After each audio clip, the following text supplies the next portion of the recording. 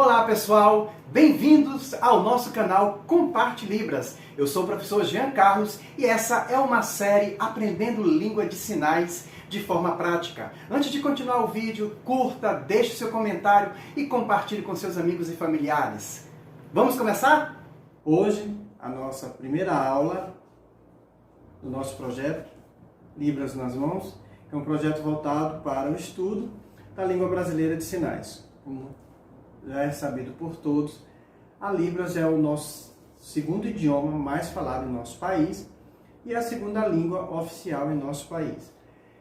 E na maioria dos casos, as pessoas quando procuram um curso de Libras é para manter contato com a comunidade surda ou até mesmo para a área educacional ou então para a sua área profissional, em contato com outros surdos dentro da sua área profissional, e até mesmo pelo convívio que algumas pessoas têm com o surdo no seu contexto familiar.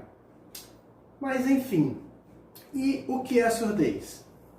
Geralmente se fala do surdo, deficiente auditivo, mas o que é surdez? Vamos entender o que é surdez. O ouvido ele é dividido em três partes. Ele é dividido entre ouvido externo, médio e ouvido interno. Então, todo som ele é recebido primeiramente pelo ouvido externo até chegar ao seu fim, que é o ouvido interno. E aí nós temos uma figura de como funciona o nosso sistema auditivo. Nós temos esse canal auditivo, que é composto do ouvido externo, certo? Nosso ouvido externo, até chegar o ouvido médio, certo? Onde nós temos o nosso tímpano, e por fim, até chegar na cóclea, onde existem os nervos auditivos, na verdade, que enviam sinais elétricos, ou pulsos elétricos, vamos dizer assim, para o cérebro, para que ele tenha um entendimento de todo o som que nós conseguimos captar através de nossa orelha, do nosso sistema auditivo. Então, a surdez ela também é dividida em quatro partes. Nós temos vários tipos de surdez. E aí nós vamos ver aqui que você percebe que tem a surdez leve, a surdez moderada, a surdez severa e a surdez profunda. Na surdez leve, a perca auditiva ela fica entre 25 e 40 decibéis, certo? A voz de longe ela não consegue ser ouvida. E a percepção do som, de qualquer som que seja de longe de uma pessoa onde tem a surdez leve, ela não consegue realmente captar esse som. E nem todos os fonemas das palavras eles são percebidos, né? E as pessoas geralmente quando tem esse tipo de surdez, ela tem dificuldade na leitura, ela tem dificuldade na escrita, mas ela consegue com isso também ter a aquisição normal da linguagem. Isso não afeta a sua linguagem. Já a surdez moderada, ela tem uma perca auditiva entre 40 e 70 decibéis. A pessoa consegue ouvir, mas para entender as palavras, a voz ela tem que ser dita alta, né? As palavras, a frase tem que ser dita alta e com bastante intensidade. A voz ela é percebida, os sons são percebidos desde que haja esse entendimento de que os sons têm que ser ditos ou realizados em uma grande intensidade. A grande dificuldade de quem tem a surdez moderada é justamente ela identificar determinados barulhos.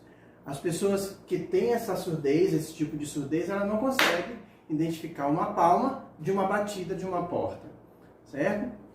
Em seguida nós temos a surdez severa, que a surdez severa, a perca auditiva dela é entre 70 e 90 decibéis. A pessoa que tem esse tipo de surdez, ela consegue perceber alguns ruídos que são familiares para ela. Por exemplo, um assovio, o barulho de uma buzina, ou então a campainha da casa. Em alguns casos, quando a voz ela é dita com muita força, com muita intensidade, então a pessoa consegue perceber este som na surdez severa. E por fim, a surdez profunda, o deficiente auditivo, neste caso, ele perde totalmente a capacidade de ouvir. E qualquer som, qualquer ruído, certo? A pessoa não consegue realmente perceber. Mas neste caso, a pessoa que tem a surdez profunda, ela consegue, certo, voltar a ouvir desde que haja um procedimento de aparelhos que auxiliam na surdez, né? No caso, a surdez profunda, ela é a única forma para uma pessoa ouvir, que tem realmente essa surdez profunda, é através de uma técnica chamada, que foi descoberta recentemente, que no caso é um implante coclear, certo? E aí a perca auditiva dessa pessoa é de 90 decibéis, certo? E ela não percebe o som da voz humana, ela não consegue perceber realmente nada. E aí, como eu falei no implante coclear, o implante coclear nada mais é do que um aparelho, certo? Uma cirurgia que é feita onde é colocada uma antena aqui nessa região da cabeça da pessoa, ligado inteiramente ao cóclea, certo? E aí esse aparelho ele amplifica, certo? Os sons que é emitido para este aparelho, para esta antena. Na verdade, a antena capta o som e envia para este aparelho, para que o surdo possa ter uma percepção de som. Mas o que é Libras? Por que Libras? Por que essa nomenclatura? Porque o que é realmente essa língua? Né? Como todos sabem, e já foi dito anteriormente, até em aulas presenciais, que a Libras é uma língua. E como língua, ela tem toda a sua estrutura, assim como as línguas orais. É como vamos ver agora. É a língua materna dos surdos, certo? Dos surdos brasileiros. E ela só pode ser aprendida, por qualquer pessoa que tenha realmente interesse em comunicação com essa comunidade, né? Como as outras línguas, ela tem seus componentes como língua. Para ser reconhecida como língua, como foi no caso do nosso país, ela precisou realmente ser estudada, precisou ser detalhada para que realmente ela possa ter sido oficializada como língua. Ela possui, assim como as línguas orais, ela possui a sua gramática, a sua semântica, a sua pragmática, sintaxe e assim todos os outros elementos e requisitos científicos para considerar essa língua como língua. E ela em si, ela é um instrumento linguístico, a Libras, que tem poder e tem força. Ela é uma língua viva, é uma língua autônoma, e ela é reconhecida pela linguística como língua. Então, por que eu digo que a Libras é uma língua viva? A Libras é uma língua viva pelo fato de que essa língua, ela possui suas modificações, ela possui as suas interações, assim como no português, em que diversas palavras ao longo do tempo, elas foram sofrendo suas alterações, também a língua brasileira de sinais, ela também sofre essas alterações com o decorrer do tempo. Tem a questão do regionalismo, que de uma região para outra, ela consegue, entendeu? Ela consegue ter os seus significados na região onde essa língua é falada. Da mesma forma que no português, nós, como nordestinos, nós chamamos, aqui no Maranhão, geralmente no interior do Maranhão, se dá o nome a banco, como bancada, como mocho, como tamborete, né? Então são coisas regionais, assim como a tangerina que nós conhecemos, a tanja, para o sul, ela regionalmente é chamada de bergamota. Então, assim como as línguas orais, a Libras ela também consegue ter essa autonomia, essa vivacidade, certo? E sofre as suas alterações.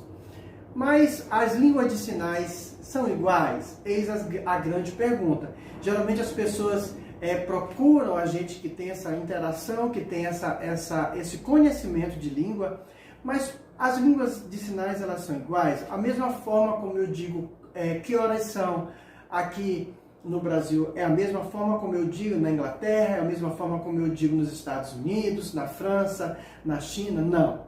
A língua brasileira de sinais é a língua brasileira de sinais, porque ela é própria deste país. Então, a língua de sinais, ela não consegue ser igual em todos os países.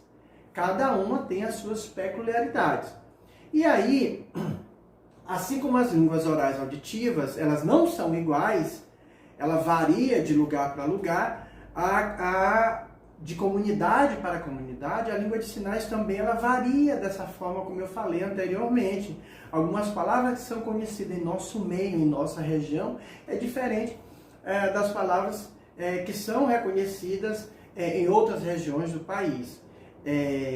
Dizendo isso de uma outra forma, existe a língua de sinais americana, a língua de sinais inglesa, a francesa e várias outras línguas de sinais, bem como a língua de sinais brasileiras. Então, perde-se agora esse tabu de que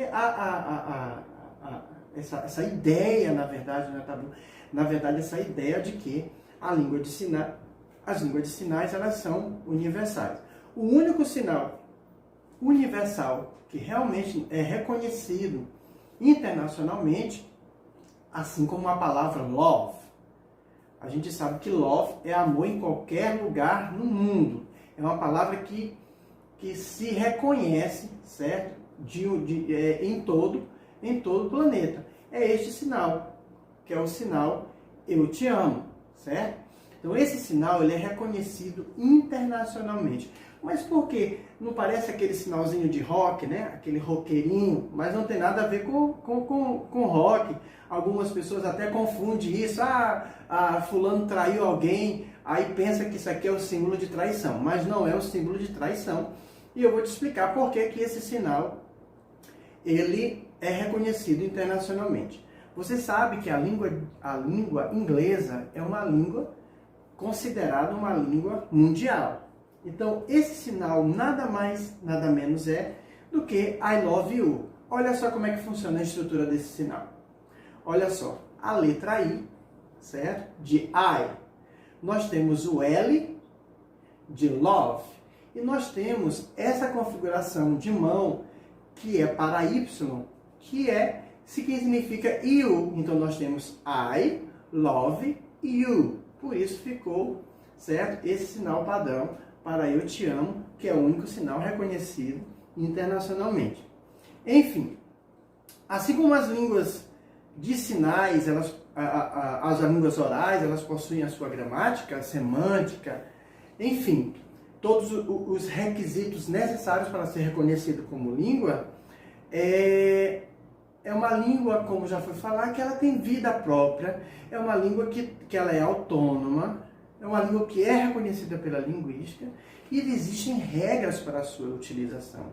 A Libras ela não pode ser feita de qualquer jeito. Eu vou aprender um sinal aqui, outro ali, para que eu possa ter uma interação, uma conversa. Não é dessa forma.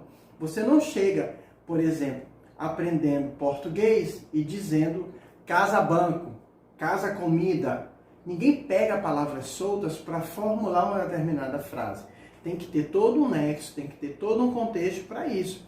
Então, existem as variações na Libras com relação à intensidade, com relação a uma ação, à quantidade.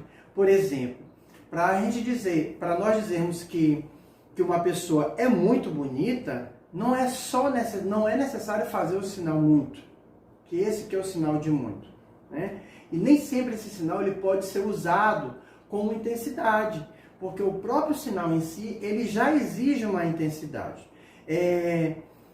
Uma pessoa, o sinal da pessoa muito bonita, o sinal de uma pessoa bonita, certo? Também a intensidade do sinal é que vai variar. O sinal ele não vai mudar. O sinal de bonito é esse.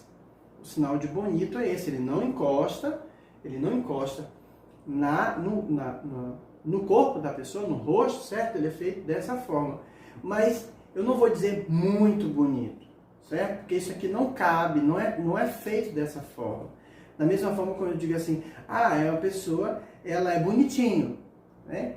Então, a expressão, nós mesmos, quando falamos isso, nós damos uma certa entonação quando nós pronunciamos a palavra bonito, bonitinho ou muito bonito. Geralmente as pessoas dizem dessa forma, fulano é bonito. Não faz nenhuma expressão, certo? No rosto, então, essa caneta é bonita, esse lápis é bonito. E quando a gente vai dizer assim, nossa, essa caneta é muito bonita. Olha a expressão como altera. Muito bonita. Ou então, quando a gente vai dizer, é bonitinha.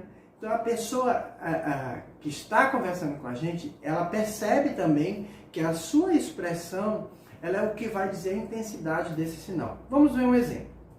Olha só, nós temos o sinal de bonito, bonitinho e muito bonito. E aí vocês conseguem perceber que temos 3 curvas, setas curvas aqui. Então, bonito. Olha só como é que é feito. Bonito. Sem muita expressão, a pessoa não precisa se expressar muito para dizer bonito. Nem mesmo quando nós falamos, é bonito. Bonito. Quando nós vamos dizer bonitinho, vai dizer bonitinho. Olha só como difere a minha expressão. Bonito, bonitinho. Certo? Quando nós vamos expressar que a pessoa é muito bonita, o objeto é muito bonito, geralmente a gente vai muito bonito. Até a nossa expressão, quando estamos falando isso, é uma expressão exagerada. Muito bonito. Nossa, eu vi uma BMW, que carro muito bonito. Então existe essa variação de intensidade quando você está sinalizando. E aí, nós temos o símbolo, que é o símbolo de arroba, que é esse símbolo aqui, ó, em sinais e faz aquele círculozinho de arroba, da forma como vocês conseguem ver aqui. Esse sinal, essa simbologia, ela é usada tanto para o masculino como para o feminino. Em português, nós escrevemos ele e ela. Em Libra, quando nós estamos escrevendo, nós colocamos ele e o arroba, porque nós não definimos se é masculino ou feminino. Quando vamos escrever bonito ou bonita, colocamos o arroba no final, para que nós possamos dar essa informação que na frase a gente não sabe se é um homem ou se é uma mulher, se é masculino ou feminino, bonito ou bonita. Aquele e aquela da mesma forma, a gente coloca um arroba no final para expressar se é aquele ou aquela, aquele lápis ou aquela caneta, ok? E com relação às letras maiúsculas, note também que os sinais em Libras, alguns são representados por letras maiúsculas. E a datilologia do alfabeto manual, quando eu falo datilologia, é isso aqui. Você fazer o A, B, C, D e assim sucessivamente. O sinal é esse aqui, certo? Aplica-se também o hífen entre as letras. Por exemplo, escrever e casa. Isso aqui é nome de sinal. Quando eu vou dizer, faz a datilologia, fulano fez a datilologia, ou seja, escreveu no alfabeto manual, eu faço dessa forma. M, hífen, A, hífen, R, hífen, I, hífen e A. Porque dessa forma eu estou dando a entender que a pessoa fez a datilologia. Ok? E a variação de gênero? A variação de gênero, a grande maioria dos sinais em Libras, para se referir às principais pessoas da família, elas não irão variar de acordo com o gênero, se é masculino ou se é feminino. Ou seja, a representação do sinal é igual, O que varia, na verdade, é apenas o sinal de homem ou de mulher, que significa masculino ou feminino. Então, estes que são feitos antes do sinal desejado, por exemplo, o sinal de tio e de tia, o sinal de primo e de prima, o sinal de irmão e de irmã, certo? São sinais que eles vão ser feitos iguais, o que vai diferenciar é que você vai acrescentar o sinal de masculino ou feminino. Vamos ver no exemplo. Por exemplo, o sinal de tio é esse. Se a pessoa estiver perto de você, você diz, ou seja, está dizendo que essa pessoa é meu tio ou minha tia. Não precisa dizer se é masculino ou feminino. Já no português eu tenho que dizer, se for uma mulher que estiver do meu lado, eu vou dizer, nós não podemos dizer, ela é meu tio, não é verdade? Mas na língua de sinais não, nós temos essa facilidade, só fez esse sinal e disse que ela é a minha tia ou ele é o meu tio. Por exemplo, você consegue ver que o sinal de tio e o sinal de tia, ele não varia. Mas o que varia é o quê? O sinal de mulher, ou o sinal de feminino, olha como é que é feito, ou o sinal de homem, no caso, masculino. Só lembrando, fazendo com essa outra mão aqui, ó, mulher, certo? Risca-se a lateral do seu rosto, e homem, masculino. Ok? Então vamos lá. A Libras não é uma língua de um país. A Libras, na verdade, ela é a língua de um povo que se denomina surdo. Então, os surdos, eles têm a sua organização política, certo? Suas funções, as suas habilidades, e a principal habilidade de um surdo é a habilidade visual. Que poucas pessoas sabem, na verdade, é que a palavra surdo, ela possui vários significados. O mais utilizado quando se diz surdo é a ideia de que é uma doença. Porém, nem todos os surdos eles se identificam como surdos. Há pessoas que ouvem pouco e se denominam deficientes auditivos. Não, eu não sou surdo, eu tenho um resíduo auditivo. Então, eu sou considerado deficiente auditivo.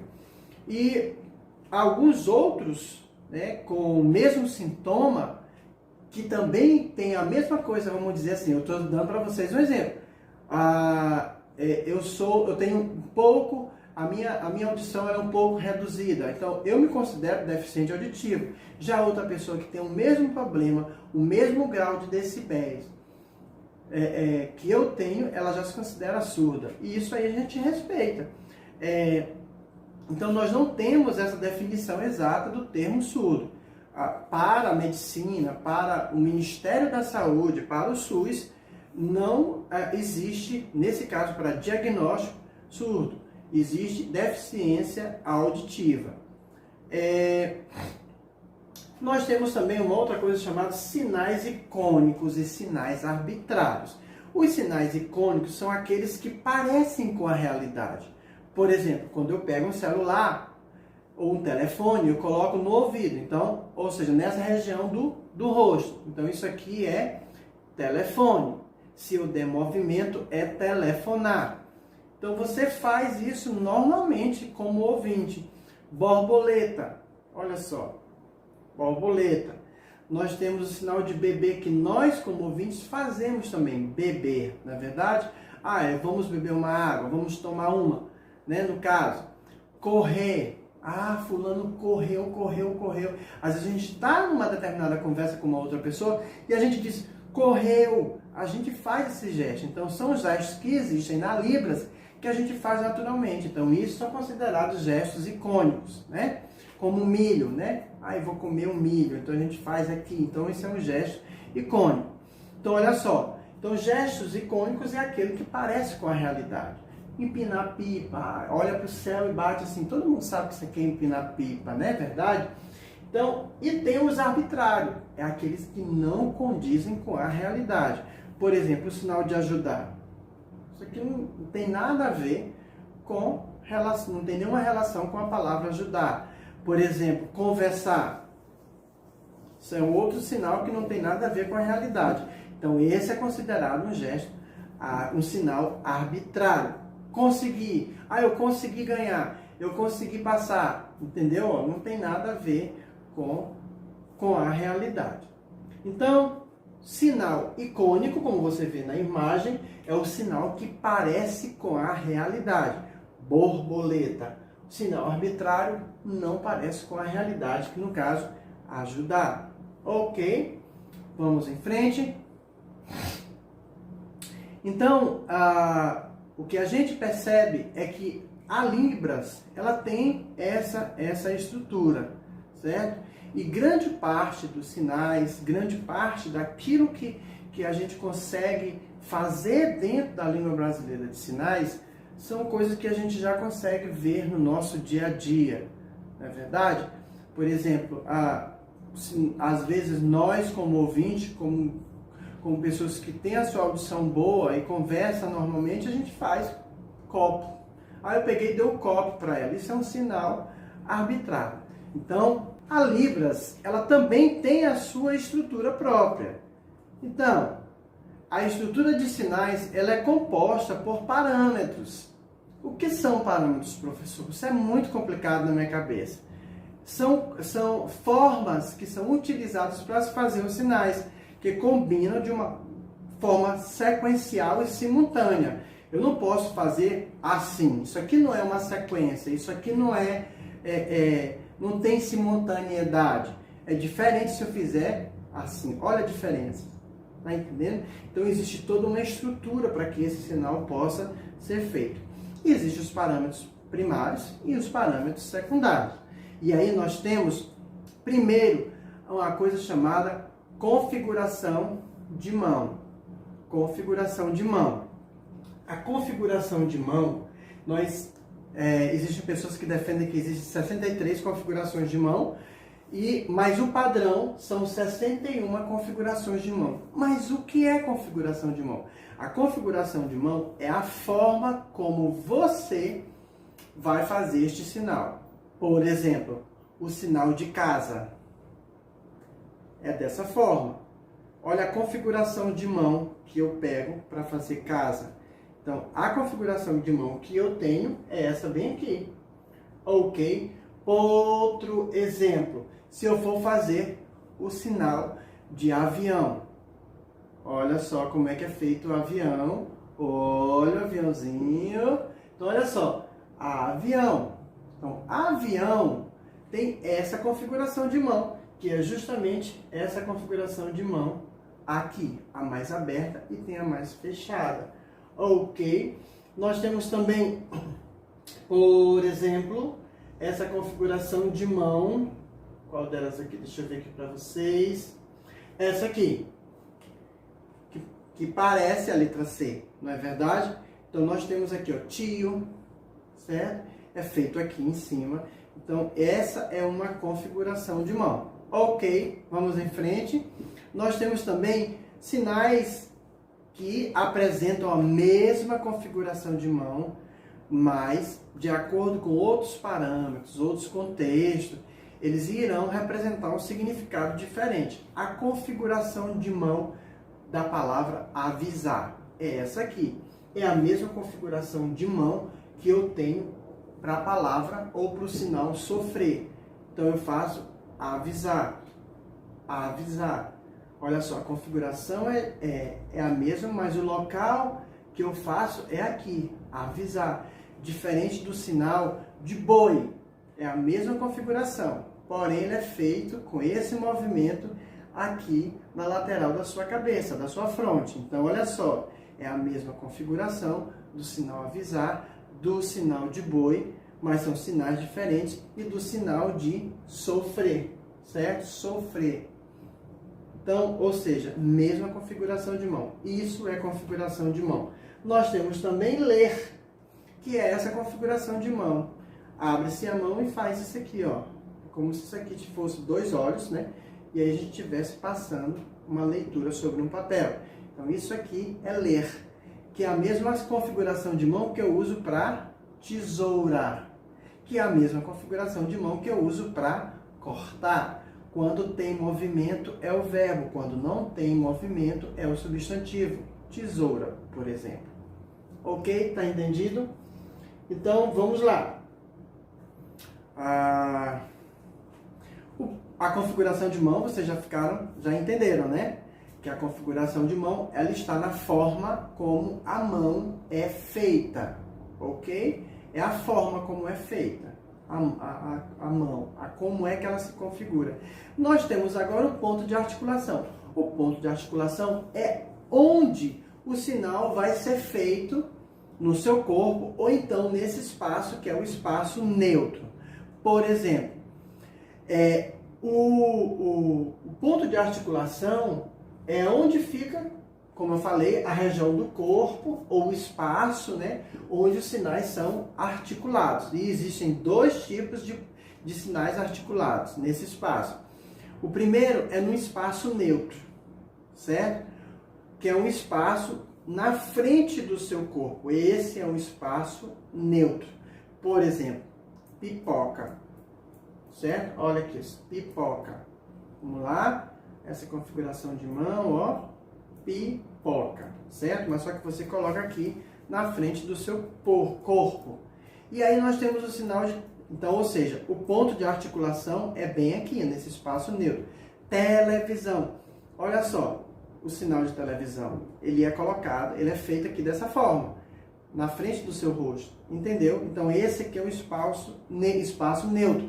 Viajar, viajar, viajar, não é verdade? Então olha só, é feito aqui nesse espaço neutro. Porém, eu posso fazer um sinal num outro ponto de articulação. Então nós temos o outro espaço onde é feito esse sinal, certo? Então, é quando ele toca no seu corpo, certo?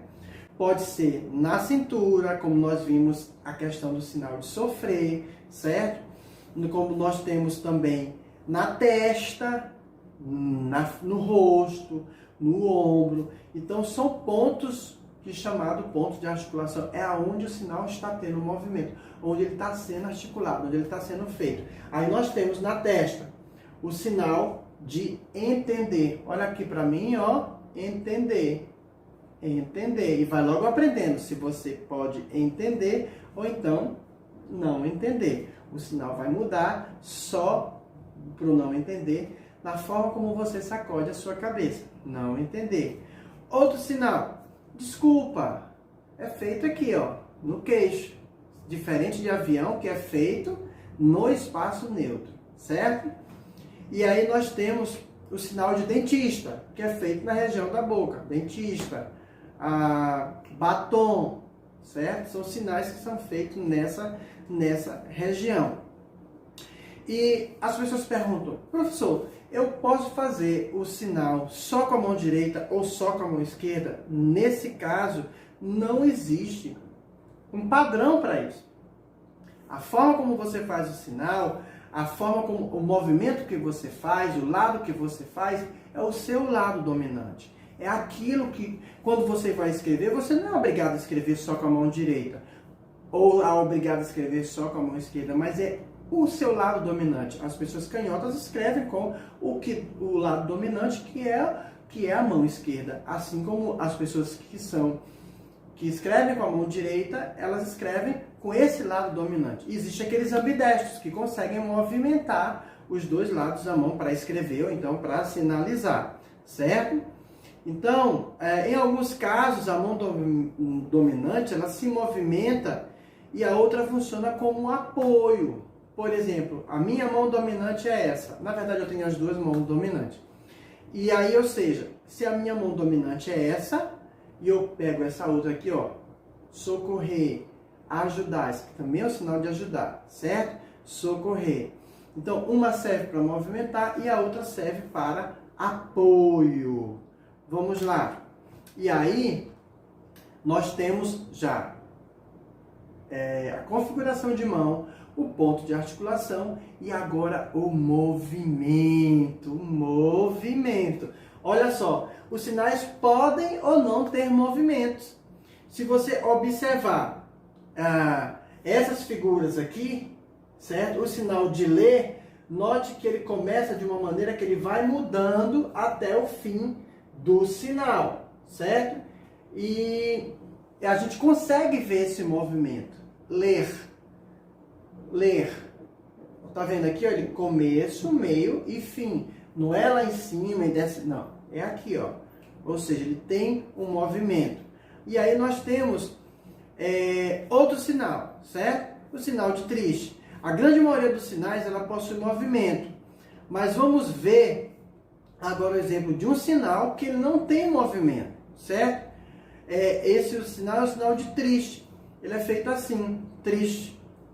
Alguns surdos, eles fazem esse movimento aqui, ó, triste. Mas isso é quando a pessoa está realmente muito triste. Quando a pessoa está de semblante caído. Triste. Ok. Então, mas na verdade ele não tem movimento, certo? Triste. Eu estou triste. Diferente do sinal anterior que a gente fez, que foi o sinal de ler, que ele tem esse movimento. Outros sinais que não tem movimento, certo? Por exemplo, pouco, ele não tem movimento. Desculpa, certo? Outro. Enfim, os mais diversos sinais que tem dentro da língua brasileira de sinais também que não tem esse sinal, certo? O sinal de prato, certo? O sinal de outubro, o sinal de pequeno, o sinal de cama, certo? São sinais que não tem movimento.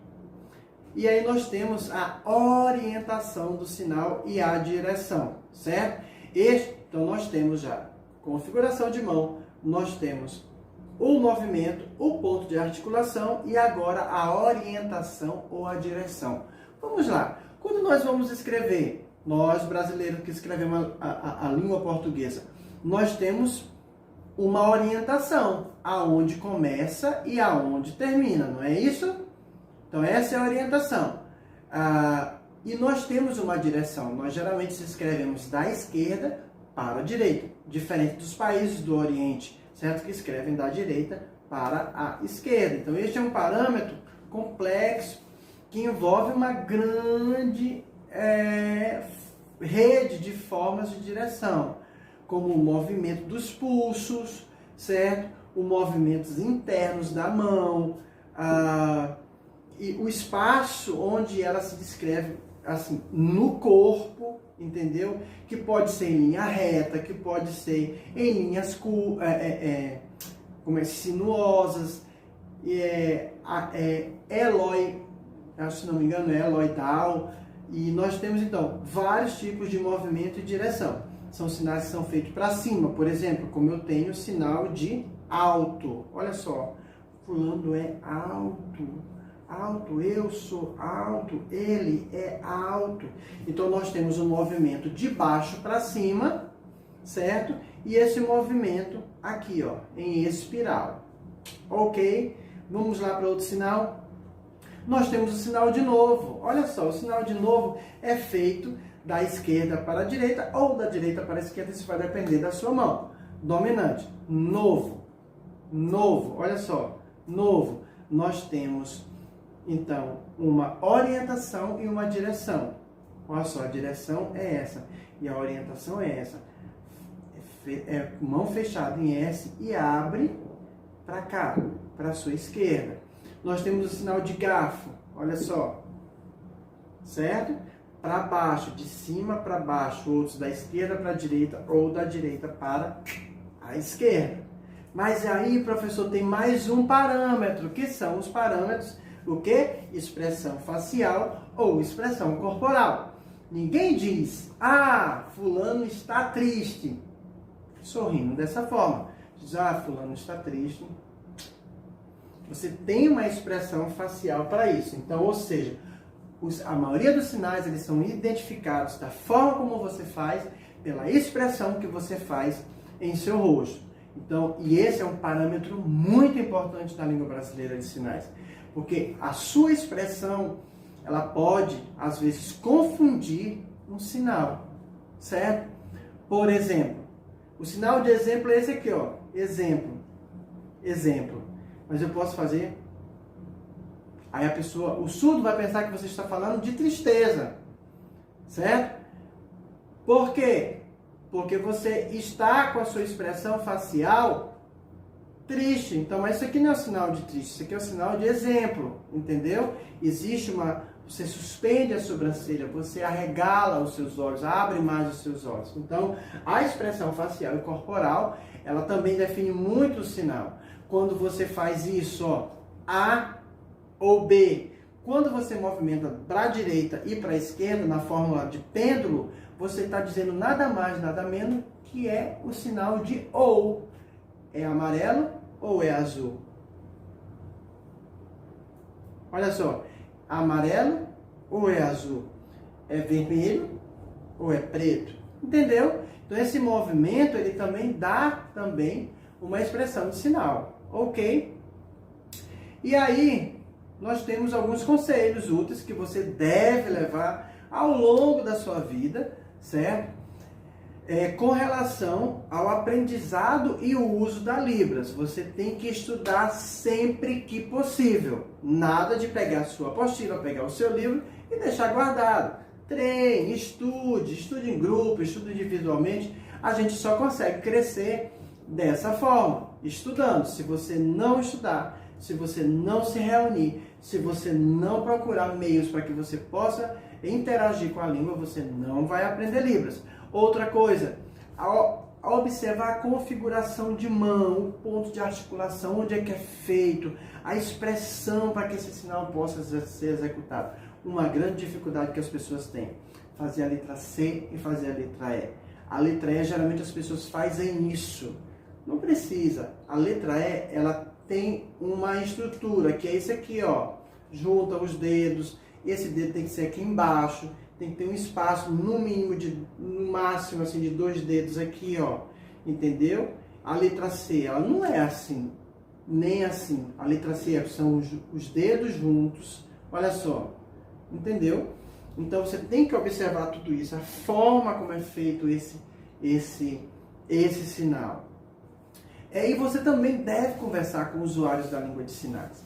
As pessoas que trabalham no meio, os surdos, que são as pessoas que